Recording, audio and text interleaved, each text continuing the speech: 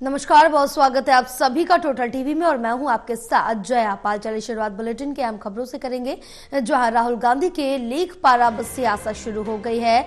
महाराष्ट्र के मुख्यमंत्री देवेंद्र फडणवीस ने लिखा ये लेख, कहा राहुल गांधी कर रहे हैं लोकतंत्र का अपमान, आत्ममंथन करने की राहुल गांधी को सलाह दी गई है। बड़ी जानकारी आप तक पहुंचा रहे हैं, जहां राहुल गांधी को आत्ममंथन करने की सलाह दी गई है। राहुल गांधी के लीक पर अब सियासत शुरू हो गई है। महाराष्ट्र के मुख्यमंत्री देवेंद्र फडणवीस ने ये लेख लिखा है, कहा है कि राहुल गांधी कर रहे हैं लोकतंत्र का अपमान। बड़ी अपडेट, आत्ममंथन करने की राहुल गांधी को सलाह दी गई है।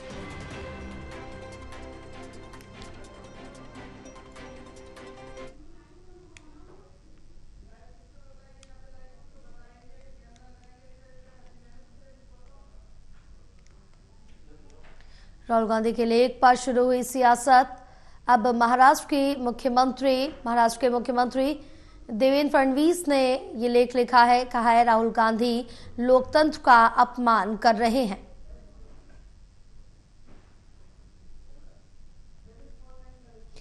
हमारे साथ हमारे सहयोगी ललित कांडपाल जुड़े और ज्यादा जानकारी लेंगे। ललित, अब राहुल गांधी की तरफ से जो बयान दिया गया था उसके बाद सियासत शुरू हो गई राहुल गांधी के लेख पर। अब महाराष्ट्र के मुख्यमंत्री देवेंद्र फडणवीस ने ये लेख लिखा है।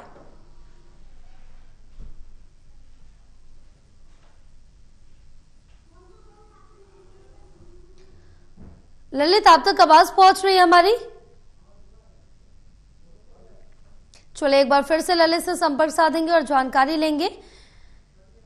जहां राहुल गांधी की लीक पर अब सियासत शुरू हो गई है। अब महाराष्ट्र के मुख्यमंत्री देवेंद्र फडणवीस ने ये लेख लिखा है, जहां उन्होंने ये कहा है कि राहुल गांधी लोकतंत्र का अपमान कर रहे हैं। राहुल गांधी को आत्ममंथन करने की जरूरत है, ये सलाह दी है देवेंद्र फडणवीस ने राहुल गांधी को।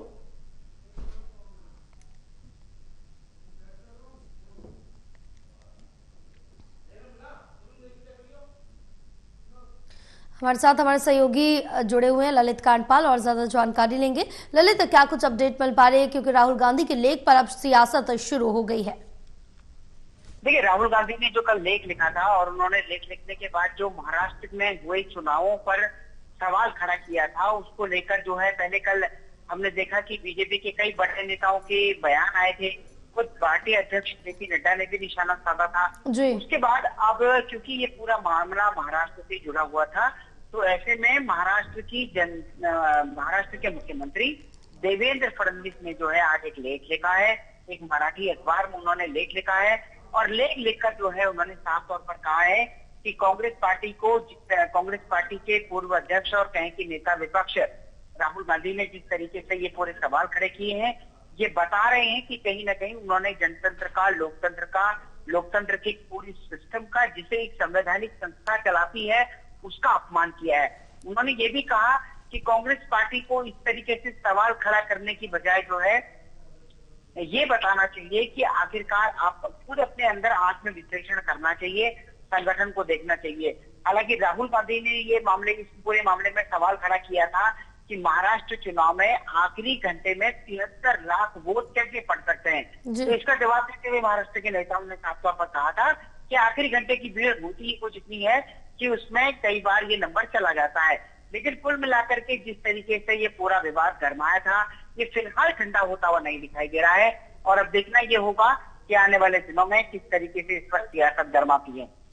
अब बिल्कुल ललिता, क्योंकि जिस तरह से देखें कि यहाँ पर राहुल गांधी इस समय काफी एक्टिव मोड पर भी नजर आ रहे हैं। साफ तौर से अपने संगठन बनाने को लेकर तमाम अलग अलग राज्यों में जा रहे हैं, उस पर भी काफी एक्टिव है। उसके बाद लगातार जो बयान उनकी तरफ से दिए जा रहे हैं, चाहे इससे पहले घोड़े को लेकर बयान दिया गया हो मध्य प्रदेश में, उसके बाद यहाँ पर महाराष्ट्र चुनाव के लिए फिक्सिंग की बात कही हो, या फिर अब आगामी बिहार विधानसभा चुनाव के लिए अगर हम देखें तो उसके लिए भी कह रहे, यानी कि वो बार बार अपने ही बयानों में फंसते और घिरते नजर आ रहे हैं। राहुल गांधी लगातार ये मोमेंटम बनाने की कोशिश कर रहे हैं कि जिस तरीके से वो जवाब दे रहे हैं, वो लगातार सत्ता पक्ष को घेरने की कोशिश कर रहे हैं। कभी वो सरेंडर वाला मामला उठाते हैं तो भारतीय जनता पार्टी और सरकार जो है उनका जवाब देती है। लेकिन वहीं दूसरी ओर अब उन्होंने एक बार फिर से जो है एक ऐसा मुद्दा उठा दिया है जिसमें कि महाराष्ट्र के चुनाव को काफ़ी समय भी हो चुका है, वहाँ पर सरकार भी चल रही है, और लेकिन एक बार फिर से उन्होंने महाराष्ट्र चुनाव नतीजों के सहारे जो चुनाव आयोग पर निशाना साधा है, वो अपने आप में ये बताता है कि कहीं ना कहीं राहुल गांधी फिलहाल रुकने वाले नहीं हैं और वो हर रोज कोई ना कोई मुद्दा उठा रहे हैं। लेकिन सवाल सबसे बड़ा यह है कि उनका मुद्दा कितना वाजिब है और वो सरकार को कितनी परेशानी में डालता है। हालांकि उनको हर मुद्दे का जवाब मिल रहा है। सरेंडर वाले मामले पर हमने देखा कि भारतीय जनता पार्टी ने लगातार उनको जवाब दिया। उन्होंने बीजेपी की ओर से कहा गया कि सरेंडर 1971 में किया गया था, जब हमारे पास 93,000 जवान जो थे वो हमारे कैदी थे, लेकिन बावजूद उसके हमने अपना पीओके नहीं लिया। तो कई तरह के आरोप लगाए गए थे। अब लेकिन देखना होगा कि ये जो लेख वाला मामला है, इसको लेकर सियासत कहां तक आगे जाती है। अब बिल्कुल इसको देखना होगा कि सियासत कहां तक जाती है, क्योंकि कहीं ना कहीं राहुल गांधी हर बार अपने बयान के जरिए ही अपने लिए जो मुश्किलें हैं वो बढ़ा लेते, क्योंकि कई बार कुछ ऐसे भी बयान उनकी तरफ से दिए गए कि उनके ऊपर मानहानि का मामला लग गया, और अब इलेक्शन कमीशन की तरफ से साफ तौर से ये भी मना कर दिया गया कि ऐसा कोई भी मामला ये नहीं है। जिस तरह से राहुल गांधी ने महाराष्ट्र में बड़े आरोप लगाए तो ये भी खारिज कर दिया है चुनाव आयोग ने। लेकिन अब राहुल गांधी या कांग्रेस की क्या कुछ प्रतिक्रिया निकल के सामने आएगी, वो भी देखने वाली बात होगी, क्योंकि उनकी बात को सिरे से खारिज कर दिया गया है। बिल्कुल, देखिए वो तो स्वाभाविक बात थी, क्योंकि इससे पहले जब ईसीआई में भी इस पूरे मामले को लेकर सुनवाई हुई थी तो सुप्रीम कोर्ट भी इस पूरे मामले को खारिज कर चुका है। और लगातार जो है बीजेपी की ओर से तो जवाब दिया ही जा रहा है कि जिस तरीके से कांग्रेस पार्टी अपने संगठन विस्तार पर तो काम नहीं कर रही है, बल्कि इस तरीके के आरोप लगा रही है जो कि जनाधार, जो कि एक लोकतंत्र के लिए बहुत अच्छी बात नहीं है। सतही तौर पर जो आरोप लगाए जा रहे हैं, उन आरोपों से लोकतंत्र कमजोर होता है।